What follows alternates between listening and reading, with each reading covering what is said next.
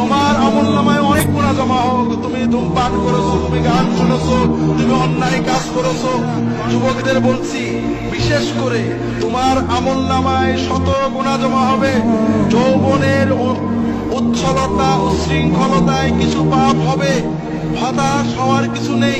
তবে নামাজ কাজা করার পাপ যেন তোমার আমলনামায় কখনো নামবে। যত গুনাহ করবে আল্লাহর কাছে কাঁদবে, আল্লাহ আর করবো না, তৌফিক দাও। আবার হয়ে যাবে, ভুল হবে, নিয়ত করবে, চেষ্টা করবে, কিন্তু নামাজ কাজা করবে না। খেলার মাঠে ছিলে, ক্রিকেট খেলা দেখছিলে, টিভির সামনে ছিলে, সিনেমা হলে ছিলে, যেখানেই থাকো না কেন ওয়াক্ত হলে নামাজটা আদায় করবে। কিছু যদি না জানো, আজকে থেকে, এখন থেকেই নামাজ। কিচ্ছু জানো না, ওযু করবে, দাঁড়িয়ে যাবে, যদি জামাতে পড়ে ইমামের পিছনে, না হলে দাঁড়িয়ে যাও। দোয়া কালাম জানো না, যেখানে জানো না, শুধু আল্লাহু আকবার অথবা সুবহানাল্লাহ বলো, অথবা লা ইলাহা ইল্লাল্লাহ বলো, এটাতেই নামাজ হয়ে যাবে। তুমি 16 আনা চলবে।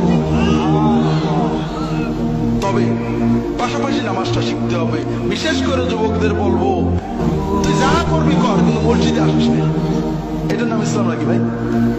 ও চুল গেছে, দুল পড়েছে, কোনোটা মাকরু, কোনোটা নাজেজ, কোনোটা গুনাহ হবে, কোনোটাই হবে না। কিন্তু সবচেয়ে বড় গুনাহ হলো নামাজ না পড়া, ঠিক না? কাজে ওকে যেভাবে আসে মসজিদে আসতে দেন, অন্তত নামাজটা পড়ুক।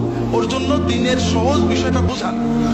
অনেকে বলে যে হুজুর দোয়া জানি না, নিয়ত জানি না, নামাজ পড়ি না, অনেক রকম আছে। আল্লাহর নামাজ কত সহজ করেছেন। আপনি যতটুকু জানেন, কিছু না জানেন, সুবহানাল্লাহ বলেও যদি নামাজ পড়েন, আল্লাহ 16 আনা সওয়াব দিয়ে দেন। কাজেই নামাজটা পড়তে হবে, প্রাণবন্ত করে পড়তে হবে। নামাজ আমাদের আল্লাহর সাথে সবচেয়ে প্রিয় সম্পর্ক। আমরা নামাজে অনেক ভুল করি, মেয়েরাও করেন, পুরুষেরাও করেন। আমরা নামাজ যারা পড়ি তারা কি ভুল করি? নামাজ পড়ছি, কিন্তু রুকুতে যে কটাস করে উঠে পড়ি, পুরো না দাঁড়িয়ে আবার সেজদায় চলে যাই। সেজদায় যে তাড়াহুড়ো করি, দুই সেজদার মাঝখানে ভালো করে বসি না। এরকম মুসল্লি কি আপনাদের এলাকায় আছে? তো ভাইরা, খুব ভালো করে বুঝুন, আপনি সূরা কেরাত জানেন না, নামাজ হবে। আপনি কোন দোয়া জানেন না, নামাজ হবে। আপনার কাপড় নেই, ন্যাংটো হয়ে নামাজ হবে। আপনার পাক কাপড় নেই, নাপাক কাপড়ে নামাজ হবে। কিন্তু রুকু সেজদা আপনি দিতে পারেন, খটোপটো করে দিয়েছেন, নামাজ হবে না।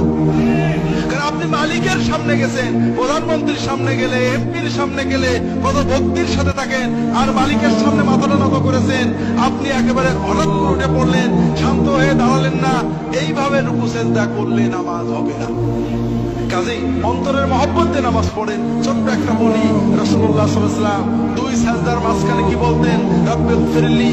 কখনো ওটাই রিপিট করতেন, কখনো বলতেন রব্বে গফিরলি ওয়ারহামনি ওয়ারযুকনি ওয়াহদিনি ওয়াআফিনি ওয়া'ফু আন্নি ওয়াজবুরনি ওয়ারফা'নি।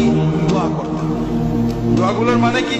আল্লাহ আমাকে মাফ করে দাও, আল্লাহ রহমত করো, আল্লাহ আমার রিজিকে বরকত দাও, রিজিক বাড়িয়ে দাও, আল্লাহ আমাকে সুস্থতা দাও, আল্লাহ আমাকে বিপদ মুক্ত রাখো, আল্লাহ আমাকে নিরাপদে রাখো, আল্লাহ আমার ক্ষতিপূরণ করে দাও, আল্লাহ আমার মর্যাদা বাড়িয়ে দাও, ইত্যাদি। দোয়াগুলো কেমন লাগলো ভাই? কোন দোয়া বাদ থাকলো? বড় কষ্ট লাগে। বিপদে পড়লে কত দৌড়ান, কত জায়গায় দৌড়ান, ইনুস খতম করেন, কিন্তু দুই সাজদার মাঝখানে 5টা মিনিট বসে আল্লাহর কাছে সব চেয়ে নেবেন, এটা কপালে জুটে না। কাজেই ভাইরা, একটু নামাজটাকে প্রাণবন্ত করে পড়ি। যুবকদের বলবো, তোমাদের সামনের জীবনটা বড় কঠিন। কারণ আন্তর্জাতিক মিডিয়ার মাধ্যমে, আন্তর্জাতিক বাণিজ্যিক সাম্রাজ্যবাদ আমাদের যুবকদের যৌবনকে এক্সপ্লয়েট করে বন্ধু করো, গল্প করো, আড্ডা দাও, এটা করো, সেটা করো দিয়ে তাদের জীবনটাকে ধ্বংস করে দিচ্ছে। যৌবনের 35-40 বছর বুঝতে পারবে না যে কি হারিয়েছো। যখন 60, 70, 80, 90 যাবে তখন বুঝতে পারবে। কিন্তু ব্যাক গিয়ারের মতো কোনো সুযোগ জীবনে নেই।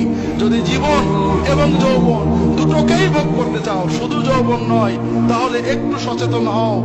অনেক কথা বলার ছিল, শুধু বলবো যে আর যাই হোক, নামাজ ছেড়ো না কখনো।